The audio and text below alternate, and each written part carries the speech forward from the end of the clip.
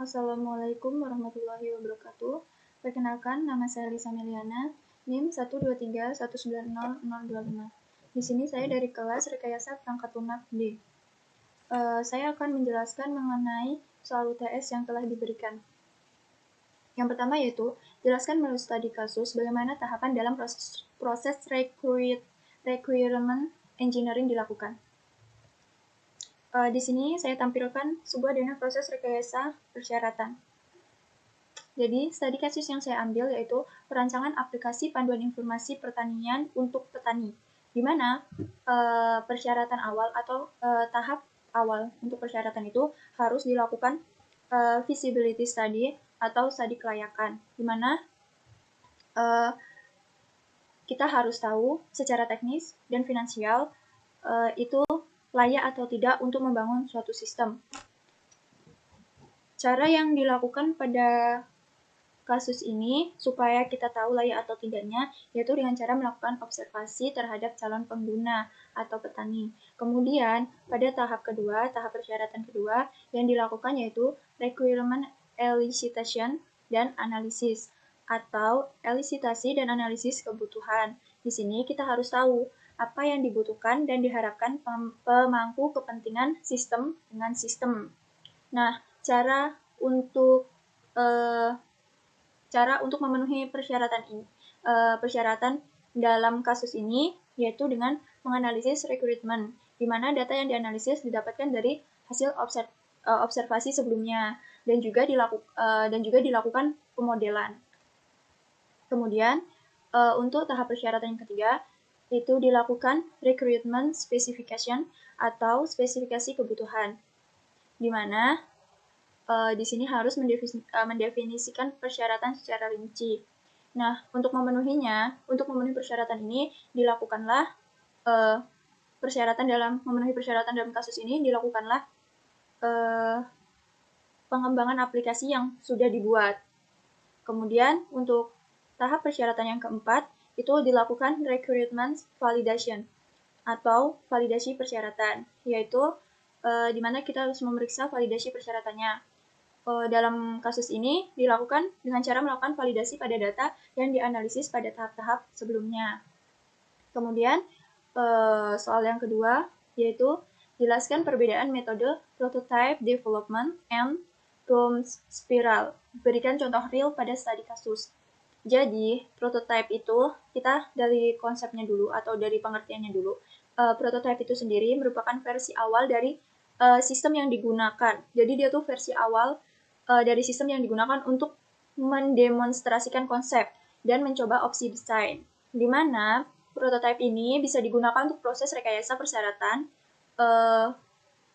dan membantu perolehan dan validasi persyaratan. Terus dapat juga mengeksplorasi opsi dan mengembangkan desain UI, dan juga dapat menjalankan pengujian back-to-back.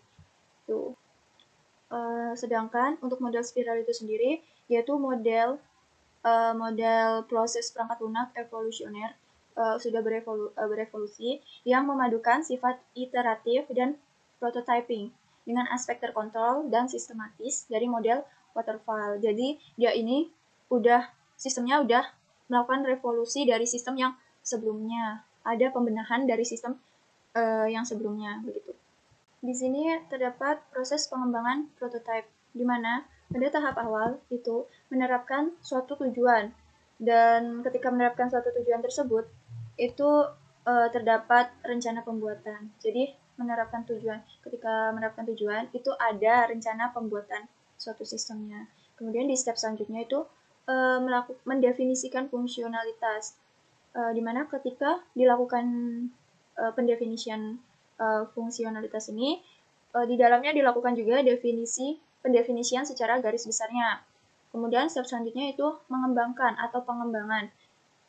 Kenapa dilakukan pengembangan? Hal ini dilakukan supaya sistem dapat dieksekusi. Ketika suatu sistem dapat dieksekusi, itu selanjutnya dilakukan evaluasi. Pada step terakhir ini, jika evaluasi sudah tepat, maka dilakukan pembuatan laporan evaluasi. Kemudian selanjutnya terdapat proses pengembangan Bloom spiral, di mana pada proses ini terdapat 4 proses. Yang pertama, pengaturan tujuan, di mana dalam pengaturan tujuan ini, tujuan khusus untuk fase tersebut diidentifikasi. Jadi, ketika dilakukan pengaturan tujuan itu, terdapat tujuan khusus pada fase untuk diidentifikasi. Kemudian, proses yang kedua dilakukan penilaian dan pengurangan risiko. Kenapa dilakukan penilaian dan pengurangan risiko? Supaya ketika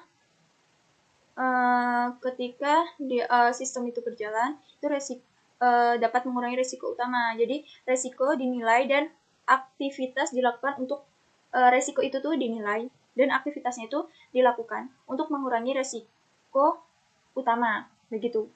Kemudian proses yang kedua yaitu pengembangan dan validasi. Jadi sebuah model pengembangan untuk sistem dipilih yang dapat menjadi salah satu model generik.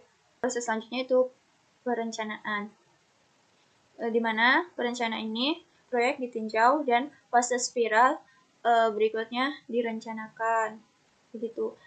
Kalau dari proses pengembangan prototipe tadi, itu suatu rencana tuh dilakukan di step awal, tapi pada spiral itu dilakukan pada proses di akhir.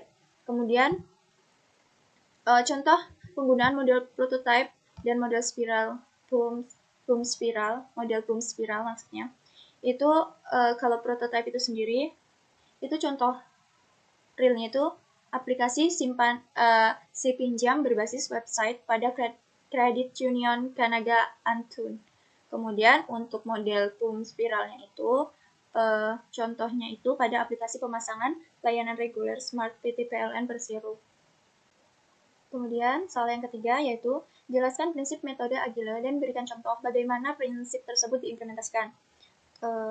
Di sini saya menggunakan 5 prinsip saja. Namun sebenarnya pada prinsip metode Agile ini terdapat 12 prinsip, namun saya hanya mengambil 5 prinsip saja. Hal ini saya lakukan karena memang waktu yang diberikan itu maksimal hanya 15 menit untuk membuat video ini. Masuk ke materi, jadi prinsip metode Agile ini yang saya ambil, yang pertama, memprioritaskan kepuasan pelanggan. Tim developer dan klien harus saling bekerja sama, menerima permintaan perubahan hingga tahap akhir, tingkat keberhasilan software menjadi tolak ukur tim, memberikan perhatian pada keunggulan teknis dan desain. Kemudian contoh prinsip yang pertama pada metode Agile yang dapat diimplementasikan itu, misalkan kita memiliki sebuah warung makan yang menjual banyak menu dan atau berbagai jenis makanan. Nah, saat kita menjual makanan tersebut ke pembeli, itu kita tuh harus memprioritaskan si pembeli tersebut. Misalnya cara memprioritaskan kepuasan pelanggan itu misalnya dengan cara kalau berjualan makanan itu yang cara membuat makanan itu menjadi enak. Nah, bagaimana nih cara buat makanan ini biar jadi enak? Yaitu misal biar enak pakai bahan-bahan yang segar buat bikin makanan itu. Terus bahan-bahannya itu halal. Kemudian harus cara masaknya tuh harus sesuai, harus benar, jangan sampai salah. Terus takaran bumbu yang diberikan tuh harus tepat, jangan sampai berlebih atau kurang gitu. Dan lainnya. Terus sehingga ketika hal itu dilakukan tuh pembeli itu akan merasa mereka tuh dapat menikmati makanan yang sudah kita buat, yang sudah kita hidangkan. Jadi mereka bisa merasakan kepuasan. Kemudian yang kedua itu yaitu tim developer dan klien harus saling bekerja sama. Misal dari pemilik warung tadi. Jadi pemilik warung dan pembeli itu harus saling kerjasama biar jadi sistem yang lebih baik atau warungnya itu jadi lebih baik gitu.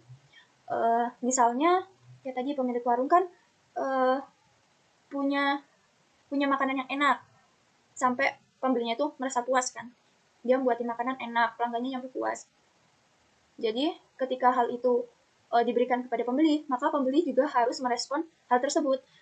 Misalnya itu meresponnya tuh dengan cara memberikan suatu kritikan atau memberikan suatu ucapan, wah makanannya enak loh, makasih ya udah disajiin makanan yang lezat atau bagaimana. Atau makanan yang disajikan itu ada banyak menu, ada salah satu makanan atau beberapa makanan itu ada yang kurang enak untuk dinikmati. Nah, itu pembeli itu boleh mengkritik makanan tersebut, berbicara jujur ke si pemilik warung makan itu, supaya pemilik warung makan itu dapat memperbaiki rasanya yang kurang nikmat atau kurang enak untuk dinikmati tadi. Nah, kemudian menerima permintaan perubahan hingga tahap akhir. Nah, sebelumnya kan ada kritikan dari pembeli kalau makanan itu kurang enak buat dinikmati atau kurang, ya pokoknya kurang gitu aja ya untuk dinikmatinya. Nah, dari makanan yang tersedia itu, yang makanan yang tersedia yang banyak menu, yang banyak yang disajikan, itu pasti ada yang enak dan ada yang nggak enak. Makanya tadi pembeli ada yang mengkritik makannya kurang enak untuk dinikmati, dan ada juga yang merasa puas itu enak buat dinikmati. Nah, ketika dikritik kurang enak, berarti kan dia kurang sempurna. Nah, di sini pemilik warung ini harus menerima kritikan tersebut dan memperbaiki supaya makanan tersebut menjadi lebih enak dan lebih layak untuk dihidangkan untuk dinikmati. Misalnya dengan merubah takaran bumbunya, atau merubah isian sayur atau bahan-bahan yang lainnya, atau cara pembuatannya, atau yang lain itu, sampai akhirnya terciptalah suatu makanan yang kurang enak tadi menjadi makanan yang enak untuk dinikmati. Kemudian selanjutnya itu tingkat keberhasilan software menjadi tolak ukur tim. Jadi